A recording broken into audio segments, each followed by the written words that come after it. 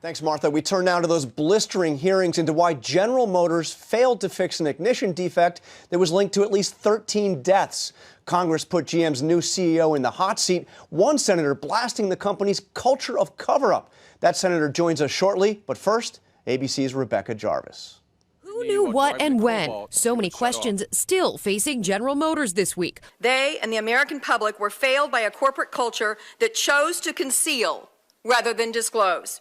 Mary Barra, a GM veteran who became its CEO early this year, says she didn't learn of the problem until this January, despite warnings dating as far back as 2001. You claim that never once did this ever cross your desk in the last decade. What do you say to the families? I was never a part of that process on this issue. The Senate committee zeroing in on internal GM documents showing a company engineer replaced some of the faulty ignitions in 2006, then lied about it in a deposition. This is criminal deception. The Department of Justice is investigating whether GM and possibly some of its executives should face criminal charges for ignoring safety issues. Barra declined to answer specific questions until an internal investigation is complete. If there were decisions made by individuals that were inappropriate, we will take steps up to and including termination. GM has recalled 2.6 million cars for ignition problems since February, but many of those cars are still on the road. For families, the lack of answers is a disappointment. It is clear that GM is only concerned with their bottom line and not the safety of our loved ones. Many are outraged that GM could legally be off the hook for accidents that occurred before its 2009 bankruptcy, though the Justice Department says it is now re-examining those bankruptcy filings for any signs of fraud. For This Week, Rebecca Jarvis, ABC News, Washington. Last night, even SNL took a shot at the GM CEO.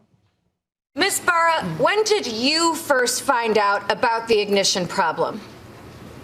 That's part of our investigation.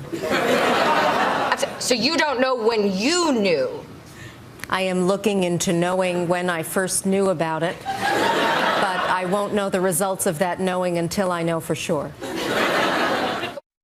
All right, the actual senator leading that hearing is with us now, Senator Claire McCaskill of Missouri. Thank you for joining us. Thank you.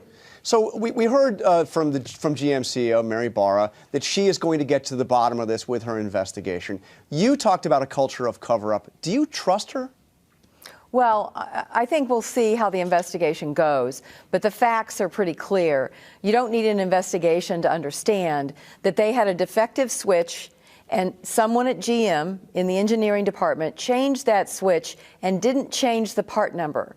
There is no reason to keep the same part number unless you're trying to hide the fact that you've got a defective switch out there that, in fact, ended up killing a number of people on our highways.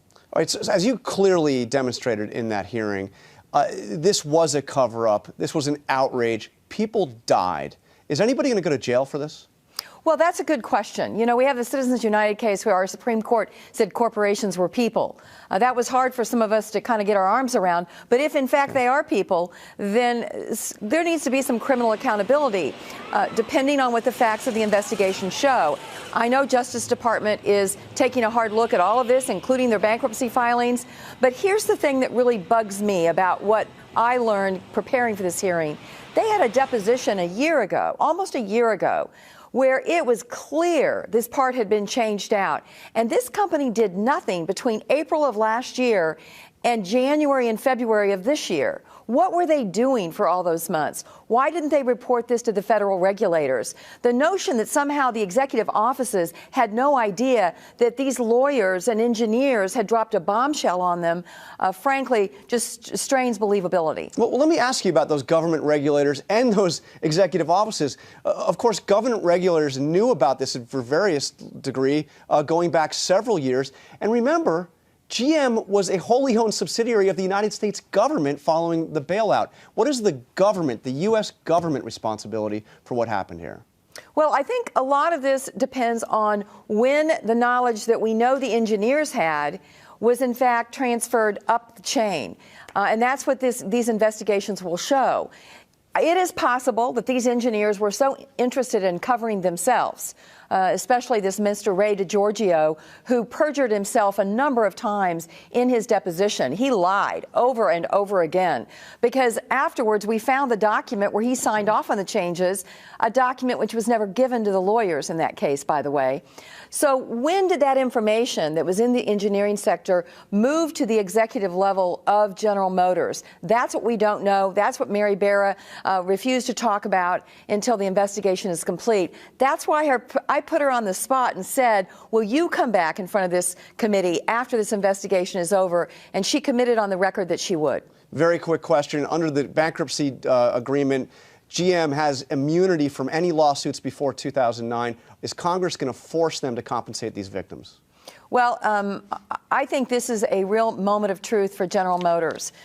They've tried to lawyer up and play whack-a-mole with these lawsuits, and terrible things have happened. Now it's time for them to come clean, be transparent, and most of all, make all victims whole, no matter when this deadly ignition caused heartbreak in their families. All right, Senator Claire McCaskill, thank you for joining us. Thank you.